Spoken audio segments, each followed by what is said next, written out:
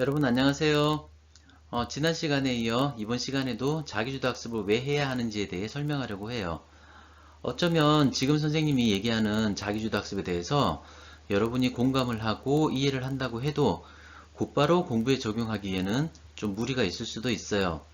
왜냐하면 그동안 공부를 왜 해야 하는지 또 어떻게 하는 것이 진짜 자기주도 학습인지 제대로 배워볼 기회가 없었거든요.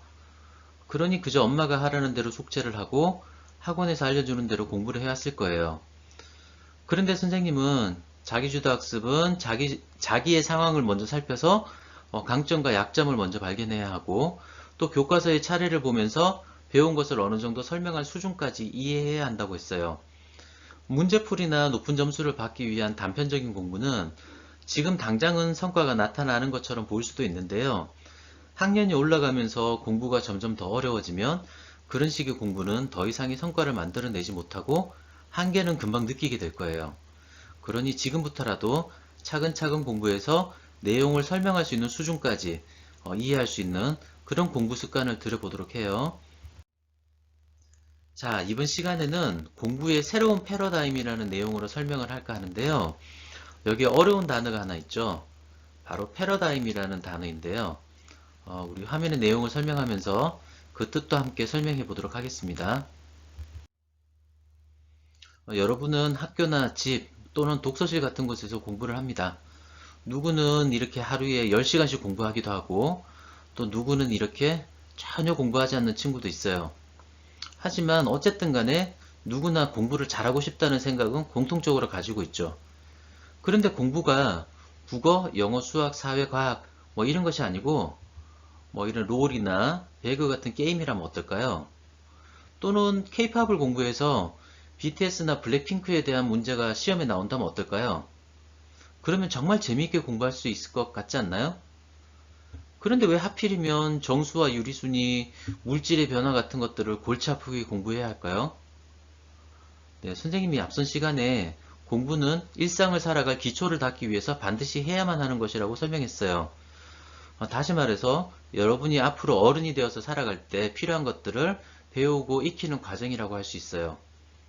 자, 이렇게 설명하면 어떤 친구는 또 이렇게 질문할 수 있을 것 같아요. 선생님, 우리 엄마도 중학교 다닐 때 과학 시간에 빛과 파동에 대해서 배웠지만 실제 생활에서는 사용할 일이 거의 없다고 하던데요? 네, 그렇게 생각할 수도 있어요.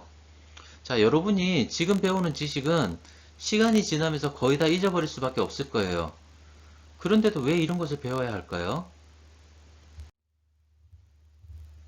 네, 여러분이 지금 학교에서 국어, 영어, 수학 이런 거를 배우고 또 모둠 활동이나 수행평가 이런 걸 하는 이유는 사회 패러다임의 변화 때문이라고 할 수 있는데요. 우선 패러다임이라는 말의 뜻부터 살펴볼까요? 패러다임은 한 시대의 사람들이 공통적으로 가지고 있는 관습이나 생각 같은 거를 뜻하는 말이에요. 혹시 서태지라는 가수를 아세요? 1992년에 서태지가 처음 등장하면서 난 알아요라는 노래를 빅히트 시켰거든요. 근데 그 전까지는 우리나라에는 랩을 부르는 사람이 거의 없었어요. 그래서 서태지가 처음 랩으로 노래를 했을 때 당시 사람들은 참 이상한 노래를 부른다 라고 생각했거든요. 하지만 요즘엔 랩이 없는 노래란 상상하기 힘들죠. 랩은 이상한 것에서 당연한 것으로 가요의 패러다임이 바뀌었다고 할 수 있어요. 사회의 패러다임도 바뀌었는데요. 여러분 부모님 시대의 패러다임과 지금의 패러다임은 많은 차이를 보입니다. 자, 이 슬라이드를 한번 볼까요? 이 사진을 보시면 하늘에 아무것도 없어요. 새 한 마리만 날고 있죠? 인류가 살아오면서 하늘에는 새만 날아다니는 것이 너무나 당연했어요. 그런데 지금으로부터 약 100년 전인 1903년에 라이트 형제가 최초로 비행기를 발명했고요. 1920년에는 최초로 이렇게 여객기가 사람을 태우고 하늘을 날게 되었어요. 이건 정말 엄청난 사건이었죠. 또 옛날에는 말이나 마차를 타고 다니는 것이 당연한 세상이었어요. 어떤 사람은 소를 타거나 코끼리를 타기도 했지만 아무튼 동물이 끄는 이동수단을 타는 것은 너무나 자연스러운 것이고 익숙한 모습이었죠. 그런데 1886년에 독일 사람 칼 벤츠가 처음으로 말없이 달리는 마차인 가솔린 엔진 자동차를 발명했어요. 자, 그러면 지금은 어떨까요? 자, 하늘에는 여전히 비행기가 날아다닙니다. 다만 좀 더 커지고 안전해지고 멀리까지 갈 수 있게 되었어요. 땅에도 여전히 자동차가 다니죠? 역시 좀 더 커지고 안전해지고 좀 더 비싸졌어요. 자, 여러분, 이 두 시대의 차이는 뭘까요? 이것이 패러다임의 차이를 설명해 주고 있는데요. 첫 번째 사진처럼 하늘에는 새가 날고 땅에는 마차가 다니던 시절의 사회는 굉장히 작은 규모의 사회였거든요. 물건을 만들어도 그것을 대량으로 생산할 수가 없었어요.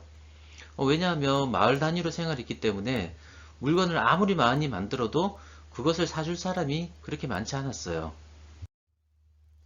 그래서 그 당시의 교육은 이렇게 선생님이 직접 학생을 가르치는 방법을 사용했어요. 이 사진은 아마 신발을 만들고 있는 모습인 것 같은데요. 가죽 손질은 어떻게 해야 하는지, 또 밑창의 박음질은 어떻게 해야 하는지, 이런 것들을 선생님이 제자에게 직접 자세하게 가르쳐 줄 수 있었어요. 네, 이런 교육을 도제 교육이라고 하는데요. 지금도 의과대학이나 예술대학교에서는 교수님이 직접 하나하나 설명해 주는 방식의 도제 교육이 일부 사용되고 있어요. 자, 그런데 시대가 바뀌었어요. 산업혁명이 일어나면서 인구가 급속도로 증가했거든요. 이제 물건을 만들기만 하면 그것을 사줄 사람은 얼마든지 있게 되었어요. 그러면 빨리 사람을 교육시켜서 물건을 많이 만들도록 해야겠죠? 네, 이때가 바로 산업사회예요. 여러분 부모님은 이 시대의 교육을 받으셨어요. 이 시대는 이렇게 많은 학생들이 한 반에 모여서 한 명의 선생님으로부터 수업을 들었어요. 선생님이 학교에 다니던 시절에는 한 반에 보통 60명이 넘는 학생들이 있었거든요. 이때는 컴퓨터도 없었고 스마트폰도 없었기 때문에 학생들은 교과서를 무조건 외워야 했어요. 내용을 제대로 모르더라도 더 많이 외운 사람이 시험에서 좋은 성적을 얻을 수 있었어요.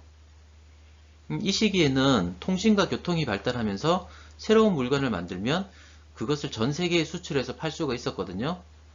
그래서 앞서 본 비행기나 자동차처럼 새로운 물건이 많이 발명되었어요. 또 분업화가 발달하면서 학생들은 자기가 일할 분야에 대한 전문 지식과 약간의 상식만 가지면 일을 할 수 있었어요.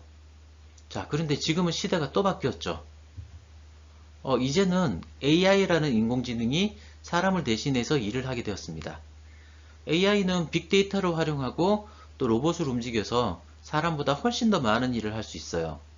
그래서 사람들은 IT 기술을 활용한 일을 하게 되었죠. 자, 우리는 이런 시대를 4차 산업사회라고 불러요. 4차 산업사회라는 말은 많이 들어봤죠? 네, 4차 산업사회는 앞으로 다가올 미래가 아니고요. 이미 지금 우리 앞에 펼쳐지고 있는 현재의 모습입니다.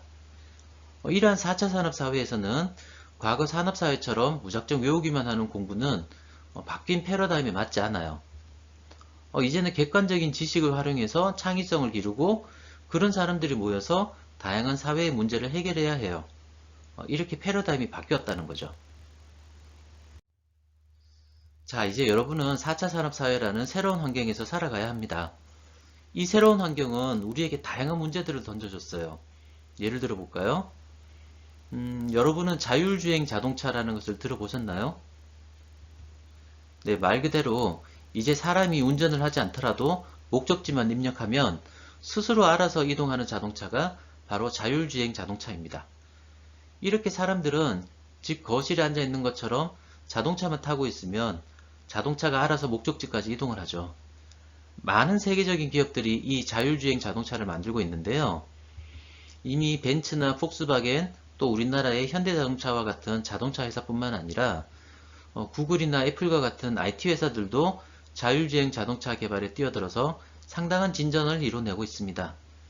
그런데 자율주행 자동차 자체의 기술적인 문제는 이런 회사들이 해결할 수 있다고 하더라도 사회적으로 많은 문제를 해결해야만 실제로 이런 자율주행 자동차가 도로에 다닐 수 있을 거예요.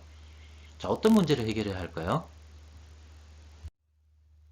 네, 우선 법부터 정비를 해야 합니다.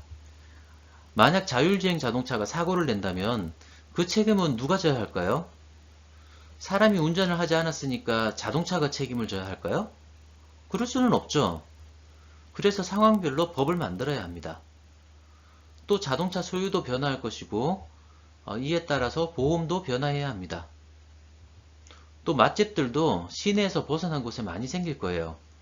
사람이 운전하는 수고를 덜 수 있기 때문에 좀 먼 곳에 있는 맛집에도 사람들이 많이 가게 될 거예요.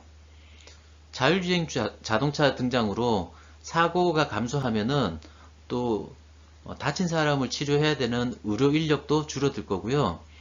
직접 운전하는 수고를 덜게 되니까 비행기나 기차를 덜 이용하게 될 거고, 또 장애인이나 노약자의 이동을 좀 더 쉽고 편안하게 도와줄 수도 있을 거예요. 이처럼 4차 산업사회로의 변화는 우리에게 다양한 문제를 던져주고 있고, 우리는 이걸 해결해야만 하죠. 그래서 여러분은 이런 사회를 살아갈 때 필요한 그런 문제 해결력을 기르는 교육을 받고 있는 거예요. 문제를 해결하기 위해서는 앞서 산업사회처럼 자기의 전문 분야에 대한 지식만 갖고 있어서는 곤란해요. 자율주행 자동차가 전혀 관계없을 것 같은 부동산 분야에까지 영향을 미치는 것처럼 단편적인 지식만 가지고는 4차 산업사회의 복잡한 문제를 해결할 수가 없어요. 전문적인 지식을 가진 다양한 사람들이 자신의 지식과 생각, 의견 등을 토론하고 힘을 합쳐서 문제에 대한 해결 방법을 함께 만들어 가야 하죠. 그래서 여러분은 학교에서 이렇게 모둠 활동을 통해서 쉬운 문제부터 함께 토론하면서 문제를 해결하는 연습을 하는 거예요. 자, 그러면 사회적인 문제를 해결하려면 우선 무엇부터 해야 할까요? 네, 그렇죠.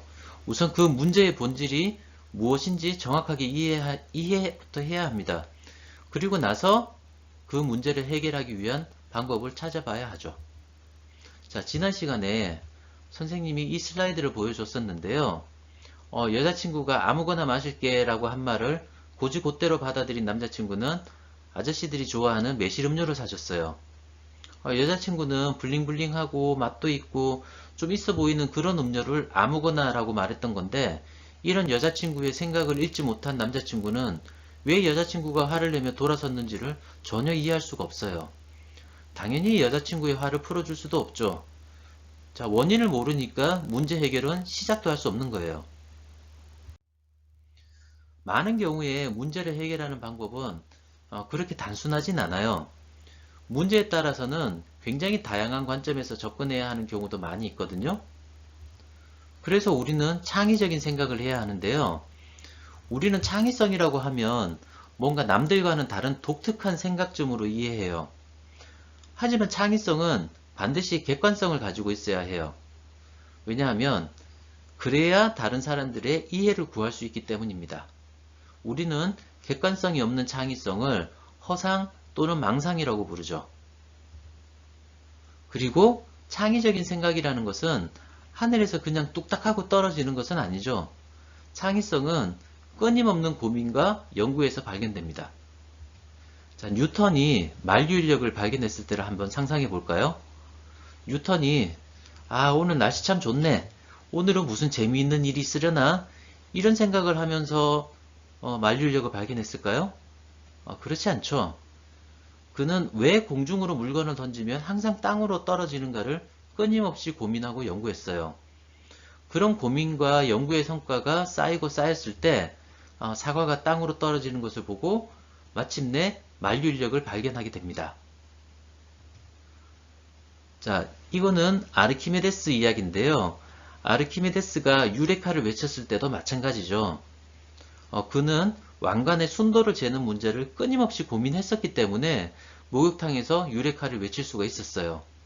이 이야기는 인터넷에서 쉽게 찾아볼 수 있으니까 관심 있는 친구들은 한번 찾아보세요.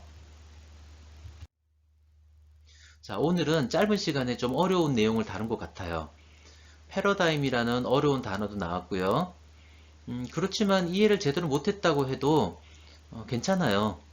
항상 중요한 것은 마지막에 나오는 법이니까 다음 마지막 시간만 잘 이해하면 돼요. 다음 시간에는 이번 강의의 하이라이트, 도대체 어떻게 공부해야 하는지, 선생님은 시험 문제를 어떻게 내시는지 등에 대해서 좀 구체적으로 말씀드릴게요. 자, 이것만 제대로 이해를 한다면 더 이상 공부에 대해서 두렵거나 싫어지거나 도망치지는 않게 될 거예요. 자, 오늘 강의는 여기까지입니다. 수고하셨습니다. 우리 다음 시간에 만나요. 안녕.